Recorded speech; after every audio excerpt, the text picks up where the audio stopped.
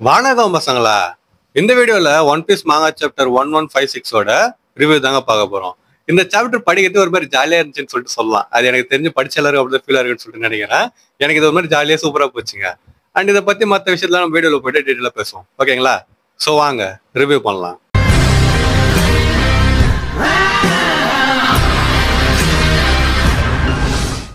இந்த chapter review start பண்றதுக்கு முன்னாடி போன சாப்டர் ரிவ்யூ யாரா பார்க்கலாம் போய் பார்த்துட்டு வந்துருங்க. லிங்க் வந்து டிஸ்கிரிப்ஷன்ல தரேன். அப்பதான் இந்த வீடியோ வந்து கரெக்டாக கண்டினியூஸாக உங்களுக்கு வந்து புரியும். வேற அது மட்டும் இல்லை, அது இல்லாமல் நிறைய சாப்டர் ரிவ்யூ நான் போட்டுக்கிறேன். அதெல்லாம் பிளேலிஸ்ட் நான் சேவ் பண்ணி வச்சுக்கிறேன். ஸோ மறக்காம அதையும் போய் செக் பண்ணி பாருங்க. இப்போ நம்ம சாப்டர் ஸ்டார்ட் பண்ணுவோமா?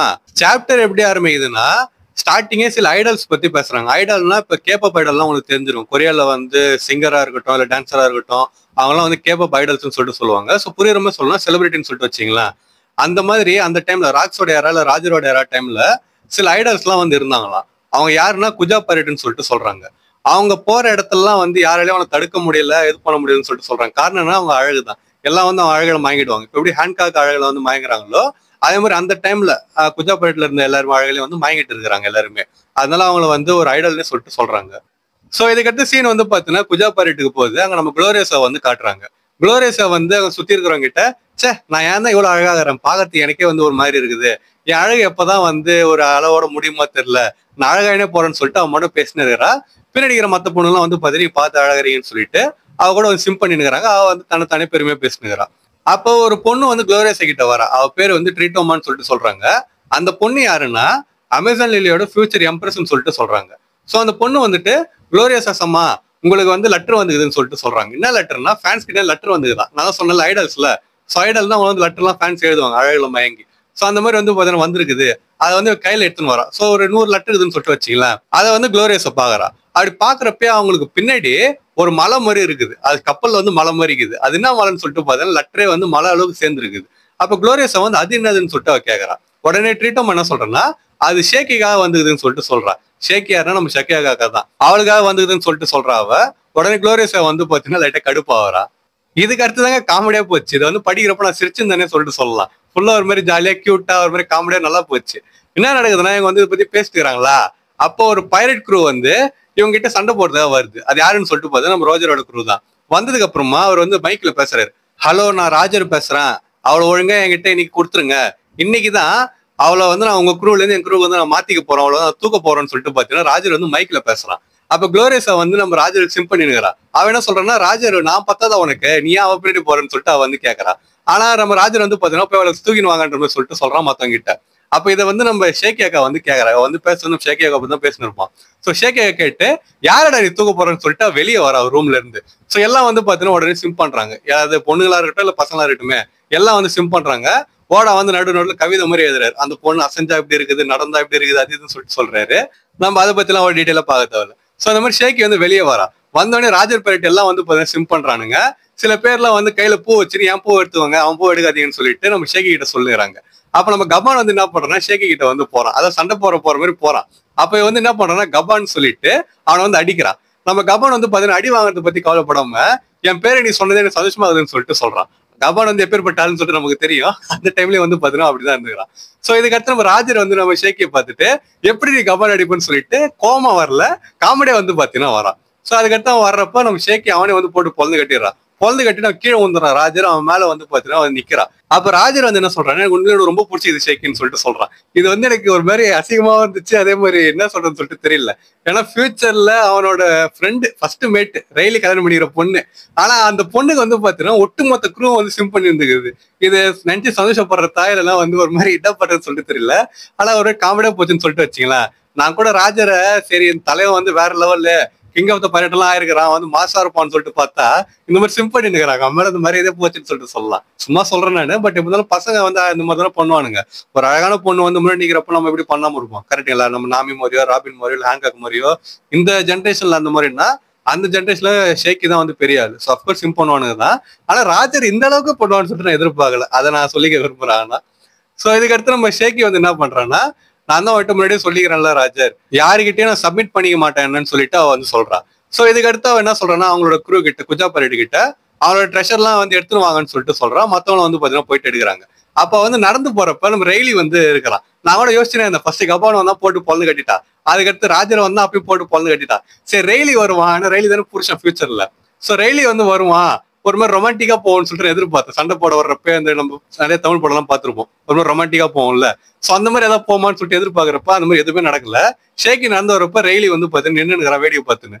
அப்ப வந்துட்டு இவன்ல சமாளிக்க தோணும், உண்மையிலே கஷ்டமா இருக்கும்ல ரெய்லின்ற மாதிரி சொல்லிட்டு ஷேக்கி சொல்றா.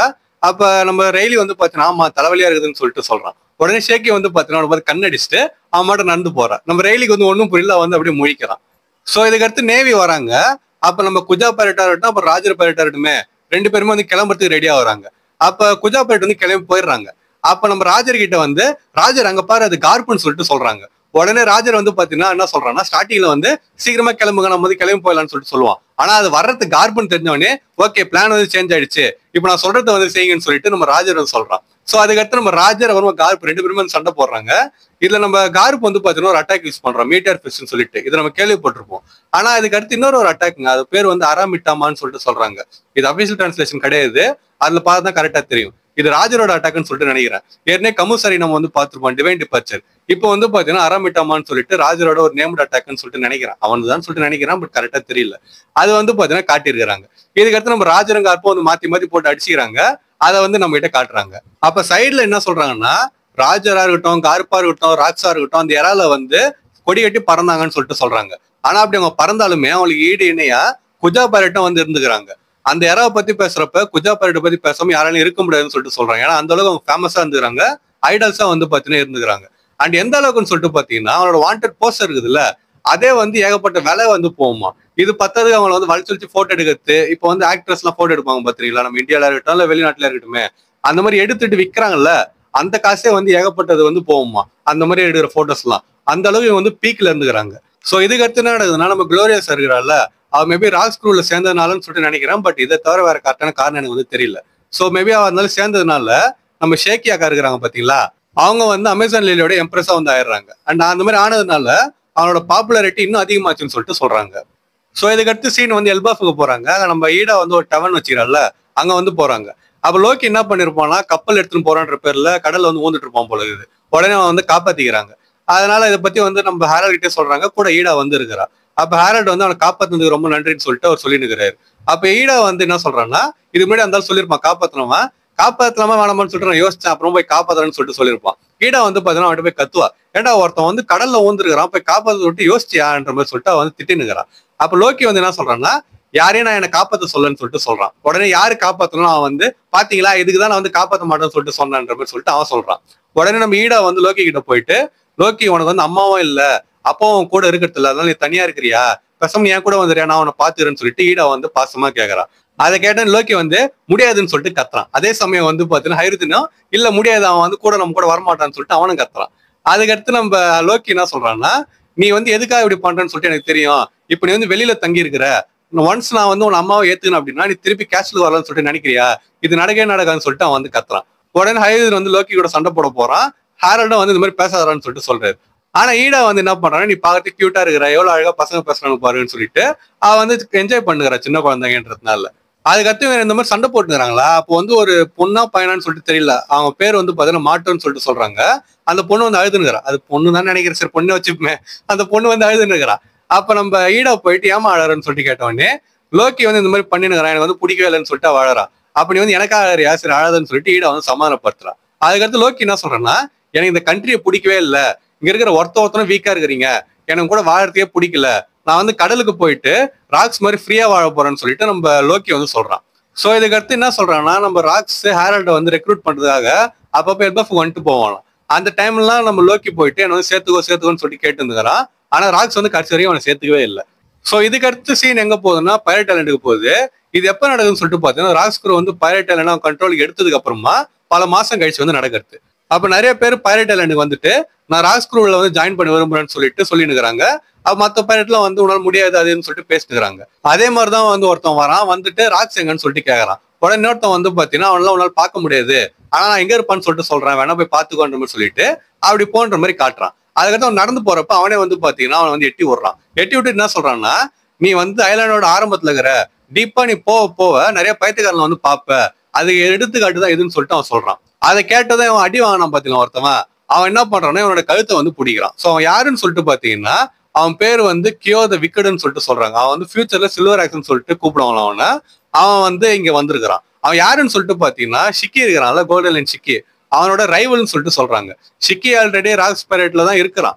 அப்படி இருக்கிறப்ப இவன் வந்து பாத்தீங்கன்னா அந்த குரூல ஜாயின் பண்றதுக்காகவோ இல்ல எதுக்காகவோ அங்க வந்து வந்திருக்கிறான். அப்ப சைட்ல என்ன சொல்றாங்கன்னா ராக்ஸை சுத்தி ஸ்ட்ராங்கானவன் வந்து கேதர் ஆனாங்க. ஆனா அந்த மாதிரி ஸ்ட்ராங்கானவன் கேதர் ஆனதுனால அவங்கள மாதிரியே ஸ்ட்ராங்கா இருக்கிறவங்களும் அங்க போய் கேதர் ஆனாங்க. இதனால ராக்ஸோட பாப்புலாரிட்டி அதிகமாச்சுன்னு சொல்லிட்டு சொல்றாங்க. சோ இந்த மாதிரி இங்க பேசினுறப்ப இன்னொரு இடத்துல என்ன நடக்குதுன்னு சொல்லிட்டு பாத்தீங்கன்னா அந்த பைரேட் ஐலாண்ட்ல ஒரு பெருசா ஒரு கல் இருக்கும் பாத்தீங்களா. இப்பதான் அதுக்கு வந்து கண்ணு இருக்குது, முன்னாடி எல்லாம் வந்து எதுவுமே இல்ல. சோ அந்த கண்ணு இருக்கிற வேண்டிய இடத்துல வந்து பாத்தீங்கன்னா இப்ப டொம்மு டொம்முன்னு சத்தம் கேக்குது, 2 சத்தம். உடனே வந்து பாத்தீங்கன்னா ஒரு பெரிய ஓட்டை வந்து உருவாகுது. அதை வந்து பண்ணது யாருன்னா நம்ம ராக்ஸ் தான் பண்ணிருப்போம். அப்ப சீன் வந்து ராக்ஸ் கிட்ட போகுது. அவன் வந்து என்ன சொல்றான்னா, பாத்தீங்களா பார்த்து எவ்வளவு அழகா இருக்குது பாத்தியா, இந்த இடத்துல ஓட்ட போடணும்னு சொல்லிட்டு நான் நினைச்சது கரெக்டான கால் தான், அதனால இவ்வளவு அழகா இருக்குது பாக்கிறதுன்னு சொல்லிட்டு நம்ம ராக்ஸ் வந்து சொல்றான். அதுக்கு அடுத்து நம்ம முன்னாடி சொல்லி இந்த மாதிரி எனக்கு 2 டெவில் ஃப்ரூட் வந்து தேவைப்படுது, அதுல ஒண்ணு வந்து எல்பாஃப்ல தான் மேக்ஸிமம் இருக்குது, அண்ட் அதோட உண்மையான பவர் வந்து ரிவீல் ஆகணும் அப்படின்னா அது ஹேரல் தான் வந்து சாப்பிடணும்னு சொல்லிட்டு நம்ம ராக்ஸ் வந்து சொல்றான். அதை கேட்டோடனே கேப்டன் ஜான் வந்து நம்ம அந்த கலேராவை வந்து தேவைப்படுறாங்க தானே சொல்லிட்டு அவன் சொல்றான். அப்புறம் நம்ம பிக் மாம் வந்து என்ன சொல்றான்னா அவனை தேடி இருந்தாங்க என்னோட கான்டாக்ட் யூஸ் பண்ணி, ஆனா கிடைக்க மாட்டாங்கன்னு சொல்லிட்டு அவ சொல்றா. அதுக்கு ஒயிட் பேர்டு வந்து பாத்தீங்கன்னா ஒன்று சொல்றாரு. அப்புறமா இன்னொருத்தவன் சொல்லிட்டு எல்லாம் இதை பத்தி வந்து பேசிக்கிறான். மேக்ஸிமம் வந்து அந்த கலேராவை பத்தி பேசிக்கிறாங்க. அப்ப அதுல ஒருத்தன் வந்து என்ன சொல்றான் அப்படின்னா, திருப்பி நீ அவங்களை கூட்டின்னு வந்தாலுமே அந்த கலேராவை வந்து திருப்பி ஃப்ரோசர்களை வந்து திருப்பி உயிர் கொடுத்து கூட்டின்னு வந்தாலுமே நீ சொல்றது அவங்க எப்படி கேட்பாங்கன்னு சொல்லிட்டு அவன் வந்து கேக்குறாங்க. அப்ப ராக்ஸ் வந்து என்ன சொல்றான்னா, கரெக்ட், அதனால ஹேரல்ட் வந்து நம்ம கூட இருக்கணும்னு சொல்லிட்டு நான் சொல்றேன், அவன் தான் இப்ப எல்பாஃபோட கரண்ட் கிங்னு சொல்லிட்டு அவன் சொல்றான். அதை கேட்டோன்னே கைடோ என்ன சொல்றான்னா, பேசாம ஃபோர்ஸ் யூஸ் பண்ணி அவன் நம்ம ஒபே பண்ண வச்சுக்கலாமே, ஹேரல்டுக்கும் அதே பண்ணலாமேன்னு சொல்லிட்டு அவன் சொல்றான். இதை கேட்டோன்னே ராக்ஸ் வந்து கடுப்பாயிடுது, எட்டி நம்ம கைடோ மூஞ்சிலே விடுறான். கைடோ வந்து பாத்தீங்கன்னா போய் ஊந்துடுறான். அதுக்கடுத்து இந்த மாதிரிலாம் பேசுறவள வச்சுக்காதரான்னு சொல்லிட்டு அவன் சொல்றான். உடனே கைடோ வந்து பாத்தீங்கன்னா சண்டைக்கு போக போறான். ஷிக்கி வந்து அமைதியாரான்னு சொல்லிட்டு சொல்றான். அவனை வந்து அமைதியா இருந்துடுறான். அதுக்கடுத்து நம்ம ராக்ஸ் என்ன சொல்றான் அப்படின்னா, ஹேரல்ட் வந்து என்னோட ஃப்ரெண்டு, வளர்ட்டு கூட அந்த மாதிரி சொல்லாதன்னு சொல்லிட்டு அவன் சொல்றான். கைடோ வந்து பாத்தீங்கன்னா ஒரு அமைதியாயிடுறான். அதுக்கடுத்து ராக்ஸ் வந்து இப்ப எல்லார்கிட்டயும் சொல்றான் என்னன்னு சொல்லிட்டு பாத்தீங்கன்னா, ஹோலி லேண்ட கீழே கொண்டு வர்றதுக்கு எல்பாஃப் தான் மெயினான கீயே. இப்ப நான் சொல்ற ஐடியா வந்து உங்களுக்கு பிடிக்கல, எது கிளம்பி போயிடுங்க, என் கூட இருக்கிறதும் இல்லாத உங்க இஷ்டம் தான், நான் வந்து உங்களை கம்பல் பண்ண போறது கிடையாது. ஆனா உங்களுக்கு வந்து தைரியம் இருந்துச்சு அப்படின்னா என்னை வந்து ஃபாலோ பண்ணிடுவாங்க, உங்களை நான் வந்து கொண்டுன்னு போறேன் எங்க அப்படின்னா இந்த உலகத்தோட சம்மிட்டுக்கு வந்து நான் உங்களை கொண்டு போறேன்னு சொல்லிட்டு ராக்ஸ் வந்து சொல்றான். அவன் பின்னாடி வந்து பாத்தீங்கன்னா ஒட்டுமொத்த ராக்ஸ் குரூவும் வந்து இருக்குது. அதோட வந்து பாத்தீங்கன்னா சாப்டரை முடிச்சிடறாங்க. இந்த கடைசி பண்ணல் பார்த்து நல்லா இருந்துச்சு. ஏன்னா எல்லா குரூவும் வந்து பாத்தீங்கன்னா ஃபார்ம் ஆயிட்டாங்க. இதுக்கடுத்து எனக்கு தெரிஞ்சு மேபி காட் வேலி கூட காட்டுவாங்க, அந்த சம்பவம் தரமா இருக்கும்னு சொல்லிட்டு நினைக்கிறேன். பட் அது பாக்கிறதுக்கு எனக்கு வந்து ஆர்வமா இருக்குது, ஆனா வெயிட் பண்ண நினைக்கிறப்ப கடுப்பாவா இருக்குது. இதுவரையும் காட் வேலியை கட்டுக்கட்ட தான் ஓட காட்டியிருந்தாரு. பட் இப்பதான் பிளாஷ்பேக் வந்து கொஞ்சம் டீட்டெயிலா போகுதுல்ல. சோ மேபி நம்ம ராஜர் கார்ப்பு ராக்ஸ் கூட சண்டை போறது டீட்டெயிலா காட்டலாம் நம்ம ஓட. பட் வெயிட் பண்ணி பார்ப்போமே, என்ன சொல்றீங்க? சோ இதோட இந்த சாப்டர் வந்து முடிஞ்சிருச்சு. இப்ப இந்த சாப்டர் படிக்கிறது எப்படி ஃபீல் ஆச்சுன்னு சொல்லிட்டு எனக்கு கமெண்ட் பண்ணிட்டு போங்க. எனக்கு வந்து முன்னாடி சொன்ன மாதிரி ஸ்டார்டிங்ல அந்த காமெடியா இருந்துச்சு. ராஜர் வந்து ஷேகி கூட பண்ணதா இருக்கட்டும், அது இதுன்னு சொல்லிட்டு அதை காமெடியா போச்சு. கடைசியில நம்ம ராக்ஸ் மொத்தமா காட்டினாங்க பாத்தீங்களா, அது பார்த்து சீனா இருந்துச்சு. சோ உங்களுக்கு எப்படி இருந்துச்சுன்னு சொல்லிட்டு மறக்காம கமெண்ட் பண்ணிட்டு போங்க. அப்புறம் இந்த வீடியோ உங்களுக்கு பிடிச்சிருந்துச்சு அப்படின்னா மறக்காம நம்ம சேனலுக்கு சப்ஸ்கிரைப் பண்ணுங்க.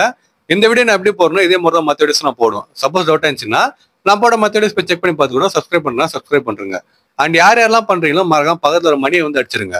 அப்பதான் இனிமேல் நான் போற வீடியோஸ்லாம் வந்து உங்களுக்கு டான நோட்டிஃபிகேஷன் வரும். மறக்காம வீடியோ வந்து லைக்கும் போட்டுருங்க. அப்புறம் உங்க ஃப்ரெண்ட்ஸ் யாரும் ஒன் பீஸ் மாங்கா படிப்பாங்க அப்படின்னா அவங்களுக்கு அந்த வீடியோ ஷேர் பண்ணிட்டு இந்த சாப்டர் படிக்கிறது எப்படி இருந்துச்சுன்னு சொல்லிட்டு அவன்கிட்ட மறக்காம கேளுங்க. ஸோ நான் இன்னொரு மாஸ்டர் வந்து உங்களை மீட் பண்ற வரைக்கும் டாடா.